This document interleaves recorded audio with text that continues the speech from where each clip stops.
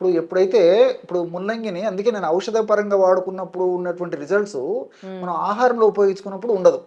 ఎందుకంటే for example ముల్లంగితో chutney చేస్తారు. చట్నీ అంటే జనరల్‌గా వేరే ఇది కాకుండా జస్ట్ రోటీ, పచ్చడి ఇలాంటివి చేసినప్పుడు అలాంటి ఇబ్బంది ఉండదు గానీ, అలా కాకుండా మరి ఏదన్నా ఈ పప్పులో వేసుకోవడం గానీ, కూరలాగా చేసుకోవడం గానీ, లేకపోతే సాంబారు, పులుసు ఇలాంటి వాటిల్లో వేసుకున్నప్పుడు ఏం చేస్తారంటే, ఆ ముల్లంగి గడ్డలు ఉడుకుతాయమ్మా.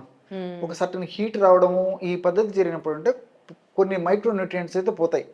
పూర్తి స్థాయిలో పోవు గానీ, దాదాపు ఔషధ విలువలో 30%, 40% పోయేదానికి అవకాశం ఉంది కాబట్టి, మరి ఔషధంగా వాడుకోవాలనుకున్నప్పుడు ఈ పద్ధతిలో క్రూడ్‌గా నేను చెప్పినటువంటి పద్ధతిలో వాడుకున్నప్పుడు వచ్చినటువంటి రిజల్ట్స్ మీరు ముల్లంగి సాంబారు రోజు 3 పూటలు తీసుకున్న కిడ్నీస్‌లో రాళ్ళ కరిగే పనితనం కొంతవరకు ఉంటుందేమో గానీ, ఇంత సమర్థవంతంగా అయితే పనిచేయదమ్మా.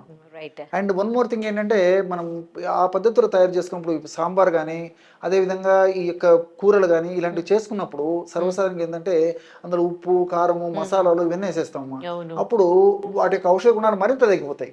బాడీకి ఒక రకంగా పరిమితికి మించినటువంటి ప్రమాణంలో వాడుకున్నప్పుడు కొన్ని రకాలైనటువంటి అన్వాంటెడ్ ఎఫెక్ట్స్ కూడా బాడీకి వస్తాయమ్మా.